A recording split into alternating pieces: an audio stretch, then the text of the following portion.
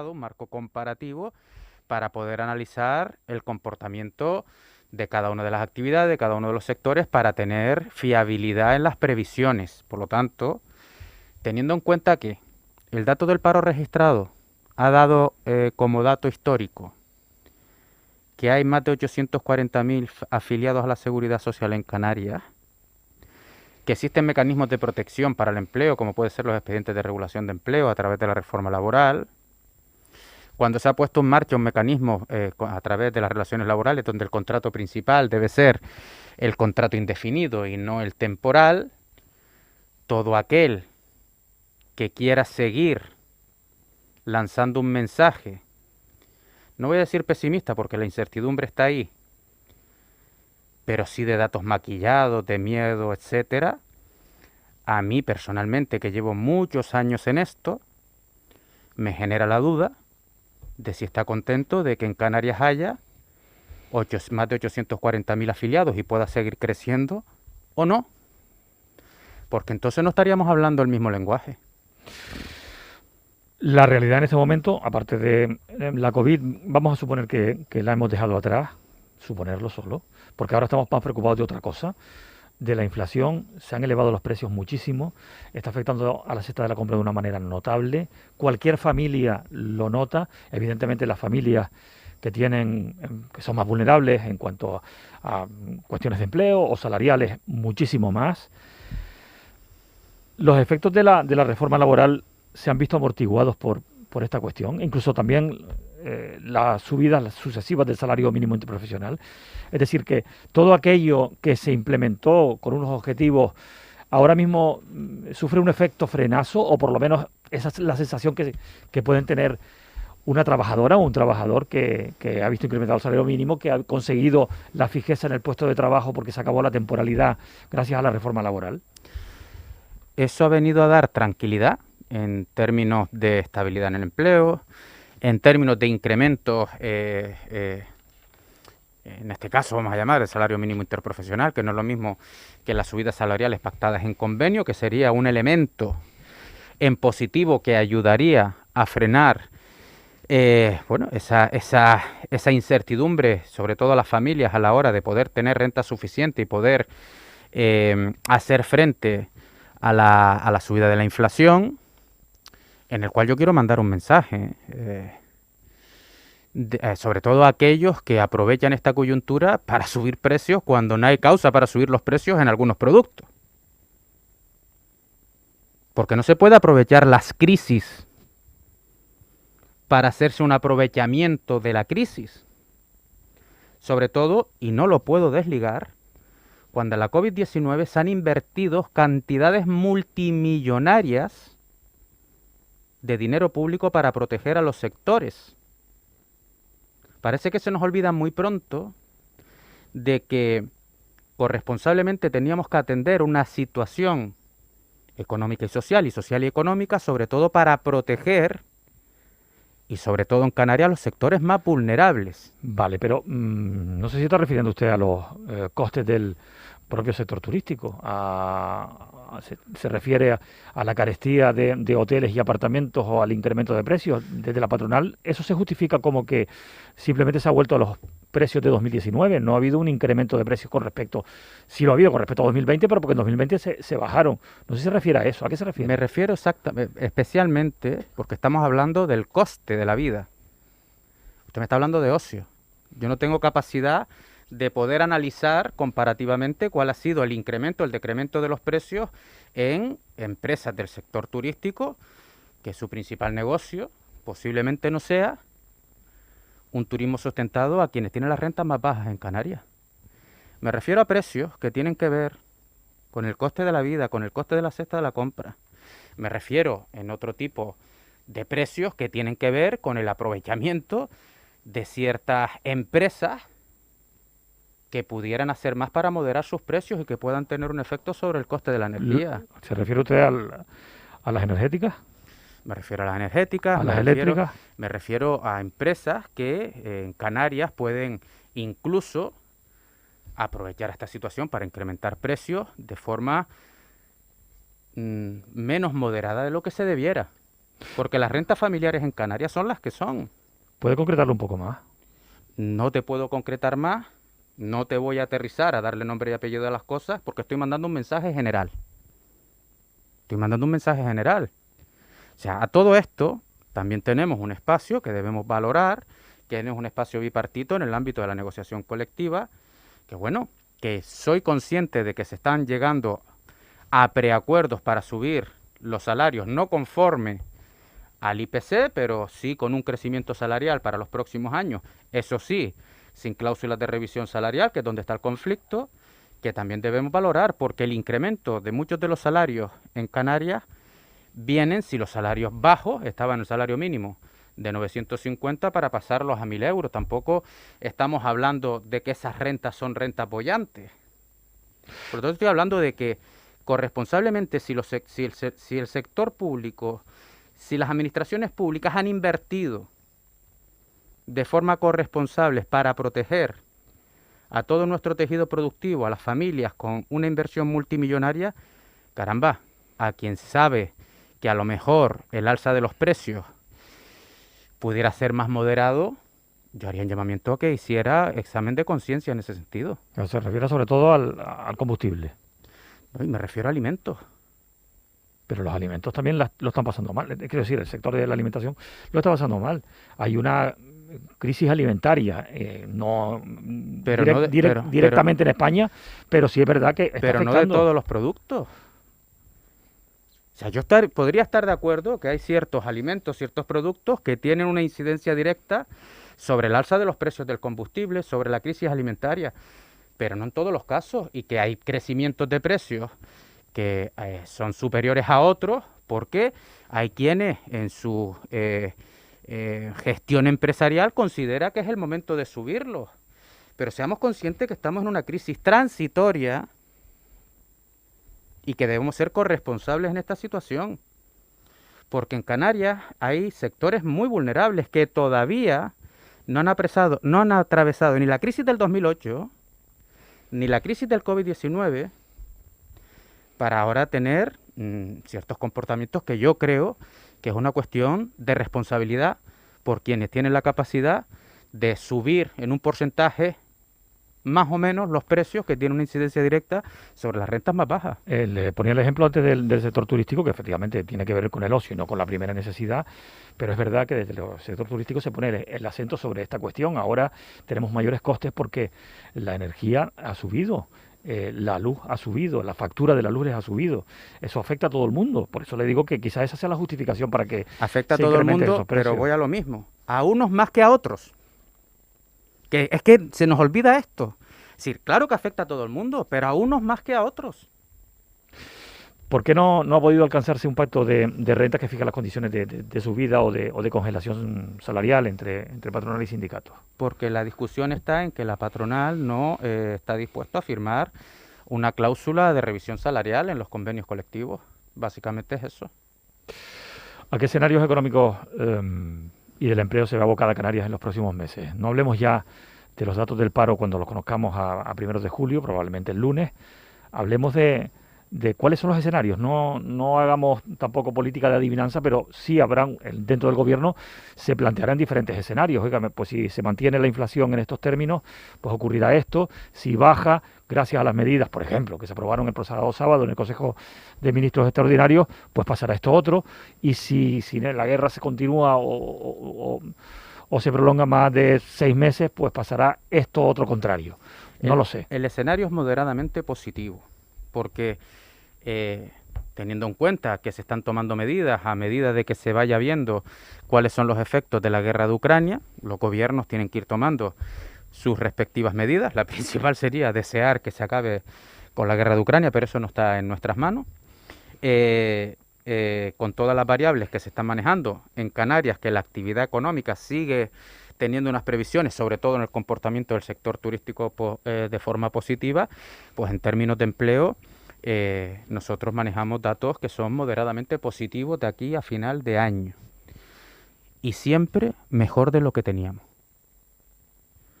Siempre mejor de donde veníamos. Incluso con respecto a las anteriores crisis. incluso teniendo en anteriores crisis una actividad económica sostenible y con expectativas siempre de crecimiento por encima del 2%. Y aún así, la respuesta que tenemos y las perspectivas que tenemos es que en términos de empleo siempre estaremos mejor a final de año si lo comparamos con momentos anteriores. Y yo creo que esto es una reflexión que nos invita a pensar si aquellos mantras que se nos decía, la reforma laboral del 2010 era para crear empleo, si era verdad o no, a los datos me remito, no ha sido real. Si la subida del salario mínimo interprofesional va a destruir empleo, a los datos me remito, es un mantra falso. Y otras cuestiones que tenemos que valorar del por qué esos discursos se articularon y para qué. Y yo creo que eso es una reflexión que en términos políticos debemos hacer. Y me preocupa una cosa. Me preocupa el exceso de ruido para poder valorar esto con la suficiente calma de saber que, por ejemplo, en el Congreso de los Diputados,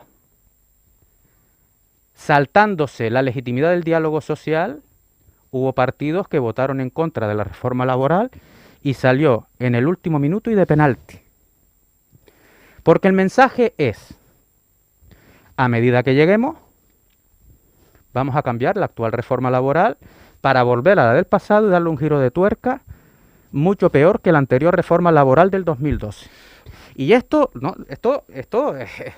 hay que tenerlo claro en la conciencia colectiva.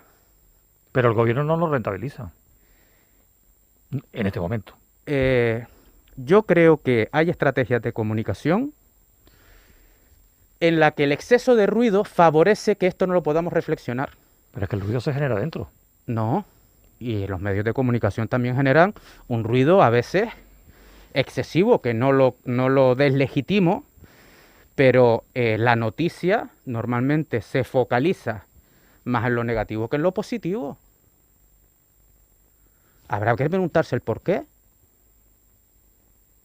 Porque a veces es más noticia que se esté generando en términos de afiliación miles de afiliados más todos los meses que interesarnos sobre una diferencia a veces anecdótica del día a día. No, pero es que ha habido cuestiones que sí agitan más el ruido y que son lógicas porque no son habituales ni normales. Y hay agitadores del ruido. No es normal que haya una investigación que se descubre de repente que hay espionaje y que el propio gobierno admita que ese espionaje se produce en los propios teléfonos del mismo presidente del gobierno, que se ha espiado también a dirigentes nacionalistas catalanes o independentistas catalanes, que hay un giro después de 30 y tantos años con respecto a la política del Sáhara. Todo eso evidentemente arma más ruido que otras cosas, ¿no? No, perfecto, es noticia, pero hay otros elementos que también son noticias. Y el empleo ha dejado de ser noticia. Y yo lo que reivindico es que el empleo sea noticia. Los buenos datos de empleo, o no interesa que los buenos datos de empleo no sean noticia. Porque después, y vamos al ruido, se articula la política de que el fijo discontinuo es un maquillaje estadístico de los contratos temporales. Pero por el amor de Dios, estamos hablando con muy poco rigor interesadamente, o no conocemos realmente lo que es un fijo discontinuo con respecto a un contrato temporal. Pero eso no es noticia. Y yo reivindico que el empleo sea noticia. Porque la gente al final, sí, claro que tiene que estar enterado del caso Pegaso y de montón de cosas más, pero sobre todo tiene que estar enterado de cuáles son sus derechos y de cómo reivindicar sus derechos. Porque si no tenemos un problema. Bueno, hemos sobrepasado ya el ecuador de la entrevista que mantenemos hoy con Gustavo Santana, viceconsejero de Empleo del Gobierno de Canarias. ¿Cómo van a notar las trabajadoras y trabajadores canarios las medidas anticrisis que aprobó el sábado el Consejo de Ministros? ¿Cómo y cuándo? Bueno, hay medidas que se empezarán a hacer efectivos ya a partir del mes de agosto, porque tienen unos trámites administrativos. Una de ellas, vamos a ver el efecto que tiene, que puede ser la rebaja en Canarias no va a tener ese efecto porque tenemos el IGIC, sino a nivel nacional, que es la rebaja del IVA. Vamos a ver las consecuencias que tiene para los trabajadores españoles. Yo creo que hay una medida que es la de aportar rentas o ayudas de 200 euros a las rentas que están por debajo de los 14.000, que son Canarias, tiene que tener un efecto determinado, y la subida de las pensiones no contributivas, en algunos casos concretos, hasta el 15%. Yo creo que esas son medidas que ayudan a tener capacidad de renta, que es lo que estábamos hablando al inicio de la entrevista, para poder tener capacidad de compra, sobre todo de compras de primera necesidad, y que además también tendrá un efecto sobre el consumo interno, si hablamos ya en términos más de actividad económica. Después tenemos las ayudas del transporte, que bueno, vamos a ver el impacto que tienen en Canarias, porque ese efecto tiene que tener, aunque ya hay islas en las que el transporte prácticamente tiene unos precios muy bajos, el transporte público, y bueno, son medidas que ayudan un poco a paliar la situación de esta subida de los precios, sobre todo a los sectores más vulnerables. También estamos en otro momento importante que tiene que ver con la regulación del trabajo temporal en la Administración Pública Canaria. ¿Cómo se está gestionando esto en este momento? ¿Cómo se está comportando? Es verdad que es un trabajo que va a durar todavía 2 años, 1 año y medio más, que nos va a llevar hasta 2024, que afecta a empresas públicas, a decenas de miles de trabajadores. ¿Cómo se está comportando en Canarias? ¿Cómo está respondiendo la Administración a esto? ¿Está siendo complicado? ¿Más fácil de lo pensado? ¿Usted cómo lo ve? Es que estos son procesos de negociación sectorial, y en ese ámbito yo creo que en el ámbito del sector público autonómico y en otros ayuntamientos que yo conozco y empresas públicas, los procesos de negociación se están dando con absoluta normalidad. Que haya diferencias, por ejemplo, entre algunas organizaciones sindicales sobre las mayorías que se están conformando de forma negociada en las diferentes mesas de negociación, siempre ha existido, posiblemente.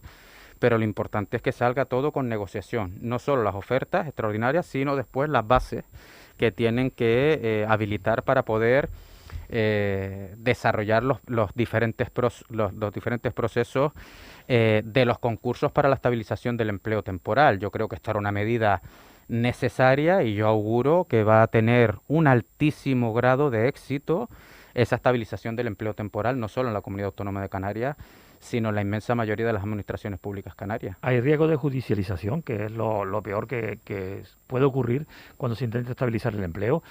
Ya sabe usted lo que pasa con las ofertas públicas, o con muchas ofertas públicas, que se judicializan hasta la extenuación. Siempre va a pasar. El riesgo de judicialización siempre está ahí, siempre va a pasar. Siempre hay partes interesadas que, en algunos casos, legítimamente, pues recurrirán las bases, los concursos, etcétera, etcétera, y después hay empresas especializadas en iniciar procesos de judicialización de los procedimientos internos, no solo de estabilización, sino incluso de concurrencia en diferentes ofertas de empleo público. Eso ha sucedido siempre. Lo importante es armar bien a través de la negociación colectiva y sacar de forma negociada unas bases que estén dentro de los marcos legales para dar seguridad jurídica a todo el proceso. Esto de todas maneras no va a solucionar toda la temporalidad del sector público en Canarias. Cabe pensar en futuras regulaciones, que incluso este sea el futuro para la consolidación laboral, es decir, para crear un marco para que cada cierto tiempo, pues en fin, en lugar de adentrarnos en complicadas ofertas públicas de empleo que acaban muchas veces en los tribunales y terminan paralizándose o congelándose o viniéndose directamente abajo porque se decreta la nulidad, quizás sea mejor ir a procedimientos de fijeza en el empleo más cerca, sin copiar la posibilidad de un examen oposición, de la reunión de méritos suficientes como para poder estar dentro del empleo. ¿Cree que esto va a normalizarse con el paso del tiempo? Es que eso ya existe en la normativa, y siempre ha existido el que tendría que existir procedimientos ordinarios de ofertas de empleo pública. ¿Qué ha sucedido en todas las administraciones públicas? Que no se han cumplido en la inmensa mayoría de los casos los plazos para poder hacer las ofertas de empleo pública necesarias para cubrir los puestos vacantes o las plazas necesarias en las diferentes administraciones públicas. Posiblemente pero también porque incurrió aquí un paradigma, sobre todo de forma más notable en la última década, de recortes en el sector público, de tasa de reposición cero y muchísimas cuestiones que tenían que ver con el recorte del gasto público para hacer frente a las anteriores crisis, la del 2008, por ejemplo. Pero esos procesos siempre han existido. Después han existido malas praxis en muchísimas administraciones públicas que han provocado cesiones ilegales de trabajadores, en muchísimos casos que después ha surgido una avalancha de sentencias que declaran pues que esos trabajadores han estado, algunos lo llaman en abuso de temporalidad, pero una cesión ilegal de trabajadores clara, ¿no? Bien por encadenación de contratos, bien por hacer funciones diferentes a las que estaban establecidos sus contratos de origen, etcétera, etcétera, porque no eran contratados por la forma normal en las diferentes administraciones públicas, bien si fueran como autónomos, bien por otras empresas que prestaban servicios a las administraciones públicas, etcétera, etcétera. Por lo tanto, ahora lo que vamos a experimentar es un plan extraordinario de estabilización del empleo público que va a ser a través de un concurso a miles de trabajadores y trabajadoras que vienen sufriendo esta temporalidad y no consolidación de sus empleos en las diferentes administraciones públicas. Esta es una oferta extraordinaria, pero a tu pregunta, el tener que sacar ofertas de empleo público necesarias para todas las administraciones públicas siempre ha existido y debe existir, porque la normativa así lo establece. Bueno, no quiero dejar de preguntarle por un acontecimiento que se va a producir hoy, que es la conformación del Consejo Económico y Social, el nuevo mandato que está formado por 20 personas, patronal, sindicatos, porque hay disenso entre los sindicatos y la patronal por la elección del nuevo presidente del SES, José Carlos Francisco. No hay disenso.